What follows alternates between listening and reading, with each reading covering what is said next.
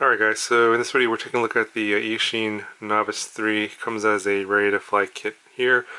This is the 2 battery version. It also comes another version that comes with 6 of these Tattoo 453S batteries. It does come in this nice case. It's pretty big and it kind of fills up my whole bench area. So I'm going to take out the stuff that we're going to take a closer look at and just going to show you the whole package here in a wide angle view. You get the drone. You get some instructions. I'll show you that. It's pretty good. You get the goggles, and these are the EV800s, not the Ds. So these are the first ones that came out. The single, I guess not the non-diversity antenna, single antenna version with no DVR. Surprised they still sell this. It's one of the most popular box goggles ever sold, and so they packaged that here because mainly in the Novice-I and II. A lot of people complain about the goggles. I didn't think that they were that terrible. Obviously the EV800s are a huge upgrade over the previous ones, but they're also more expensive, which is why this whole kit's a lot more expensive. And then you get this new controller. I will show you that here in greater detail here in a second. This is much better than the one that came with the Novice-I and II. I'll tell you that much, and we'll get to that here in a second. So you do get a charger. So I'm going to get some of this stuff out of the way because it's not terribly important. You get a charger here, and I'll show you the AC adapter. It runs off of an AC adapter, and you get the charges, the 2S, 3S, 4S batteries, LiPos. Get 2 of these LiPos. Show you that here in a second. This is the accessory kit that comes with the goggles. You get your antennas and charger connectors, etc. And you get the AC charger for the battery LiPo charger. Now I've got a video on the EV800 goggles from 3 years ago, so if you want details on how this works, I'll direct you to that video. I'll link that in the description. I'll also go over the instructions that come with it. It's going to cover this, and it's going to be totally fine. It's a very good goggles, so I doubt many people are going to complain that they've yet again combined this with a bad goggle. This is one of the most popular goggles ever sold by Eachine, so I would be surprised if people complain about this. It doesn't have a DVR, but the drone has a DVR on board, so we'll talk about that here in a second. So I'm going to get this off of the bench, and we'll talk about the drone and the controller next. Okay, so first I just want to talk a little bit about the instructions that come with this. Very good instructions. I have no complaints. It does give you a diagram of how the drone is actually assembled in case you want to repair it later. It will come with spare parts, I'm told, later down the road, and it also shows you all the various different parts here that will probably be available later for sale down the road. They usually do that. They don't make them available right away because they figure people will probably break them down the road, not right away. So anyway, so this is a multi-page manual. So this is one page. Here's page 1. You got page 2, and then got another sheet here with page 3 and page 4. And I did look through this. It basically so that's page 2. So here's the first page. Covers like, basic functions, how to start up stuff, turn on the controller. I'll go over all this as well, where the batteries plug in, etc. How to turn on the goggles. Everything is bound together already, so you don't have to do any of that stuff, but the instructions do cover that a little bit if you need that later. Acro mode, stability mode, air mode on this switch here. I'll show you that on the controller in a second. How to charge your batteries. There's actually a lot more here than you probably would need. It actually covers the flight controller. Talk about this. Here's the new flight controller that I haven't seen before, and it's got a new VTX DVR that I haven't seen before either. It does have a basic Betaflight setup here, although because it has a controller already, you don't need to really know any of this stuff, but it does go over how everything is configured and set up out of the box, and then it also covers how to deal with the goggles, changing channels, etc. But as I said, everything's already connected, so this isn't really needed unless something is actually wrong. Then you can actually go through here, and it does actually have looks like a PID tune on here, and their own custom rates, which I flew, which I didn't like the rates, but that's personal preference. covers all of the switches on the controller, and I'll go over that here in detail on the controller, and then also more configuration software, firmware stuff if you need to do any updates, etc. But as I said, not going to be needed out of the box because everything is working. But yeah, just to show you, the manual is pretty good. Eachine manuals have tended to be pretty good, so no surprises there. Okay, so here's the controller, and this is the chassis or the case that was originally made for an iRange X model from like a while back. I don't have that controller anymore, and that had a issue in like the early release batch that I had where the gimbals were very jittery. This doesn't have that problem. The gimbals are fine. They center totally fine. Although the hardware here is the same. Buttons feel the same. The case feels the same. The screen's the same. But this doesn't come with the same firmware. So that iRange X radio came with Deviation TX firmware, which does multi-protocols. But this one comes with OpenTX and only does FreeSky D8 mode as far as I can tell from the manual. So yeah, it's the same hardware, same gimbals, but the gimbals are obviously better here. They center, they don't have jitter, and they're real gimbals. So unlike the previous, the Novice-I and II, where they're using that controller had the sort of the gamepad style joysticks that were had a lot of dead zone in the center where it didn't do anything. That's not the case with these. In fact, these are very sensitive. In fact, I wish that these were maybe a little bit not as sensitive. They're almost too sensitive. So they work very well. I think maybe either the rates were just too high, or I need to adjust the stick feel. It just obviously it doesn't feel that well in terms of high quality. In terms of the build quality, it doesn't feel that high quality to me. It feels very low quality, low budget. And I'm pretty sure that they built this on a budget. It's probably costing them $20 to put this radio together, and then they're putting this into this kit. So people wanted a better radio, and this is definitely an upgrade over I think it was the WT8 radio that was bundled with the 1 and 2. Now, whether or not you can add additional models because it's OpenTX, I would say probably, but it's very strange the way the model is set up here. So let me just turn this on and show you here. So all the buttons work the same way. You get this warning here that the switches are up, but they're not, and there's no way to get rid of this unless you press one of the buttons. I think this is a bug in the way that they set this up. Oh yeah, by the way, there's a battery that doesn't come inside here, so it shows you the voltage. There's a 3S battery in here. I put my own 3S battery in here, and it just plugs in via the balance lead right there. And obviously you get two of these 450 3S batteries, so you could use one of these on the controller and then one in the drone. But yeah, just get the 6 battery version. You should be covered if you don't have an additional 3S battery to put inside the radio. It does not come with one inside the radio specifically for the radio. You could use one of the drone batteries for this, and that will work as well. Yeah, so it feels like OpenTX, like a pretty basic OpenTX, but I think it's a really old version. So if you go into the radio setup here, and let's see here. Yeah, so you see we're in OpenTX version 2.1.9. Super old version here. I don't know if it's upgradable or not. There is a USB port here, but that doesn't seem to access a SD card or anything like that, so I'm pretty sure you're locked into whatever's on here. I haven't opened up the radio, so probably not going to investigate too much into this radio unless they actually sell it separately. I don't think it's going to be that versatile unless they sell this for super cheap. I'm not sure exactly how useful it is going to be for other models. Anyway, so back to that startup screen where they have that error. It seems to be worried about some switches that aren't on the actual radio itself. As I said before, I think it's a bug. So the switches you're going to be actually using are switch A over here, and then basically up positions disarmed, and then if you move it down one, that's armed. Now these 3 switches here, this one, and this one, they are 3 position switches physically, but in the radio they only show up as a 2 position switch. So if you flip it down 1 or all the way down, it doesn't matter. It just either up or down basically for these 3. So this one here is going to be for your arm disarm. This one here, the B, is going to be for your beeper. This D doesn't do anything. It does register, but it doesn't do anything.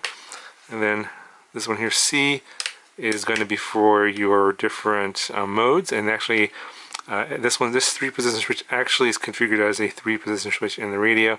So all the way back is going to be acro mode, the center is going to be stability mode or angle mode, and then all the way up is going to be air mode. So that's all the switches. And then you have these dials here that I didn't see configured for anything in the drone, and they don't seem to be used for anything.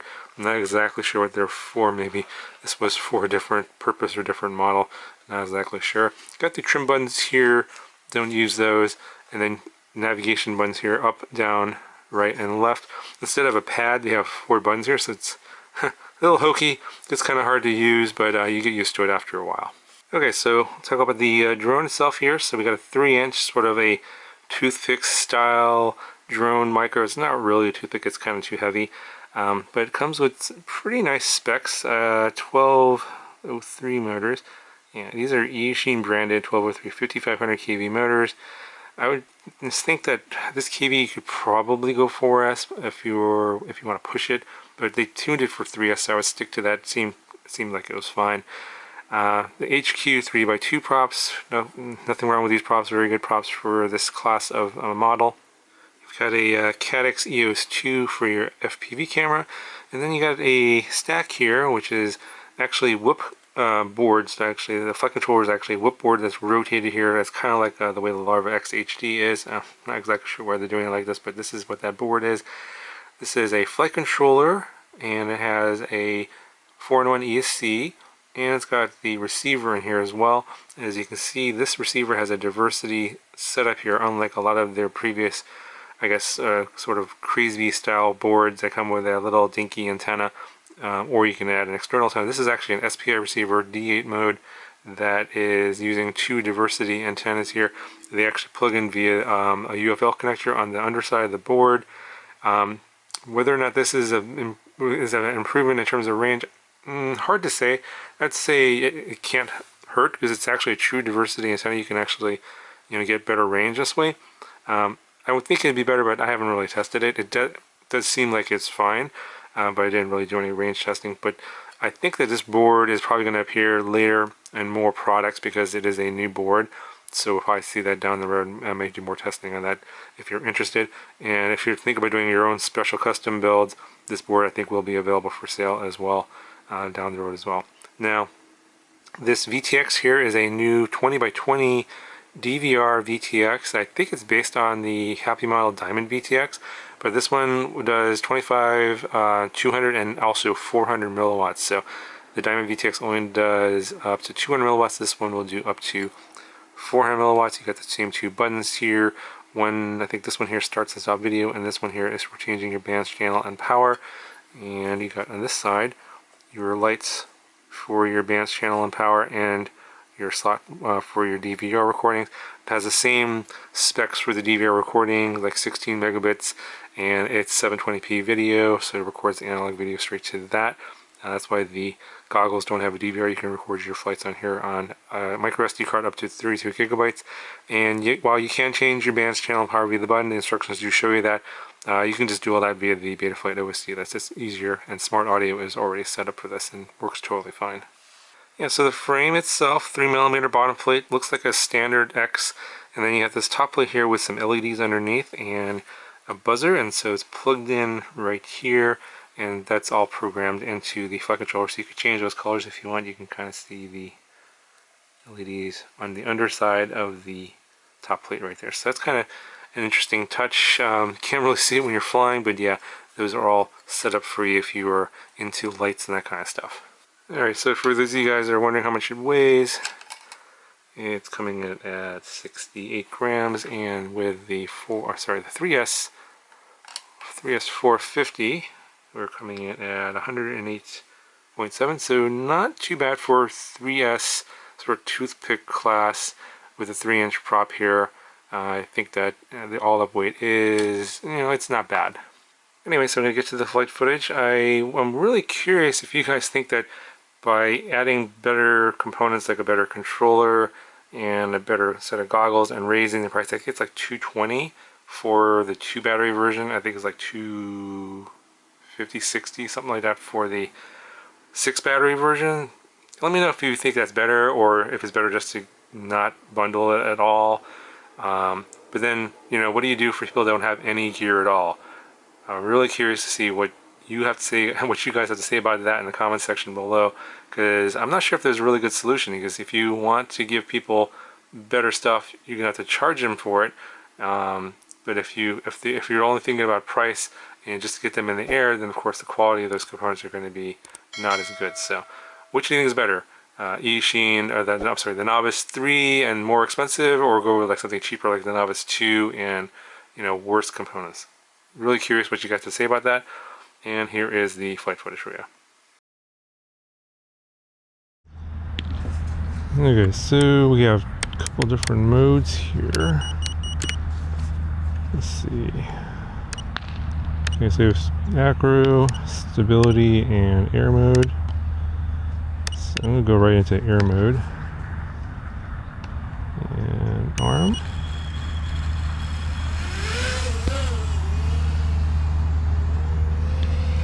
Okay, so I can report that these are real gimbals. They're not the greatest. They feel pretty cheap. And has a tune. Oh, I don't like these rates at all.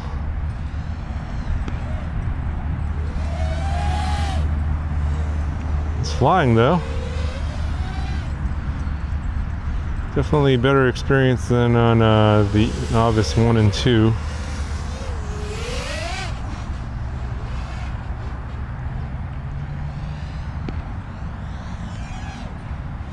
Oh, that roll rate's super high.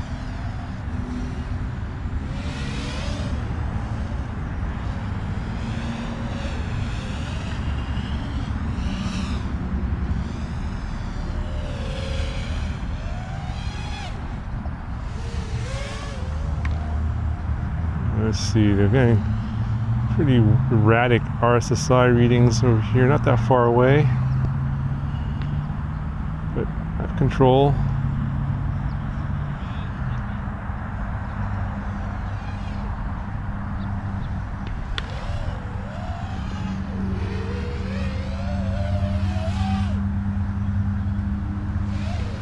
Yeah, I could use a better tune.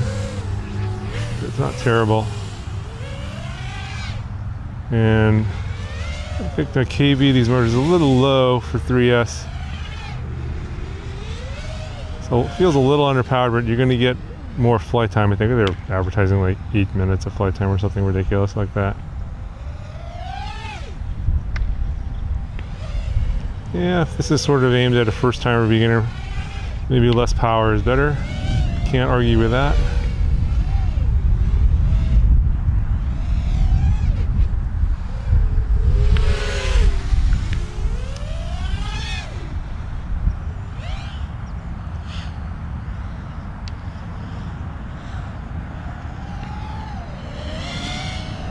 Let's see if I can go a little faster. Yeah, it goes faster.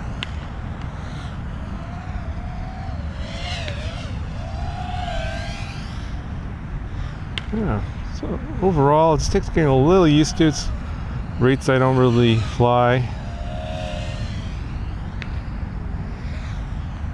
but not bad. And this is basically like a very low-end radio controller, one I haven't seen before. These are, I think these are the same gimbals that were on that iRange X radio, but they obviously fixed the jitter problem that was on that one. Obviously this one has OpenTX and not Deviation TX.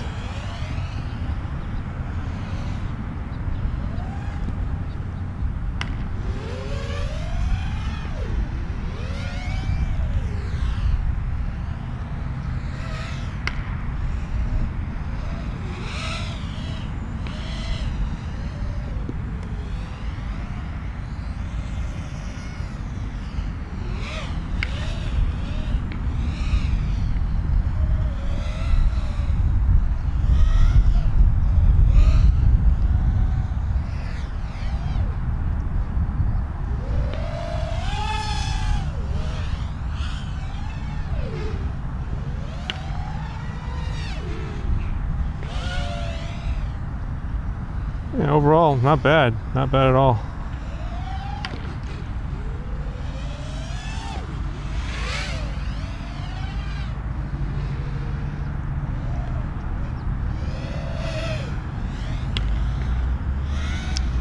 And this radio model was set up, it says it's PPM, but it's an SPI receiver. So I'm not sure what's going on here. I don't feel any PPM latency. So they must have some sort of a custom OpenTX setup here that obviously is not documented anywhere. So whether you could use this on other models, I'm not too sure. Maybe other ones with SPI receivers. I'll have to test that out.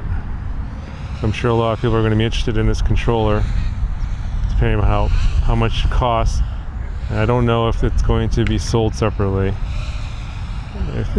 If they could sell this controller for like 30 bucks, you know, that wouldn't be too bad. Because the only ones in that price range are the FlySky ones that don't have OpenTX. This flight is going on for quite a while here. Not bad. I'm flying the included 453S. There we got a low battery warning. Here we go. Yeah, at about 5.5 minutes. So that's probably more likely what your expected flight time is going to be. Anyway, let me know what you guys think.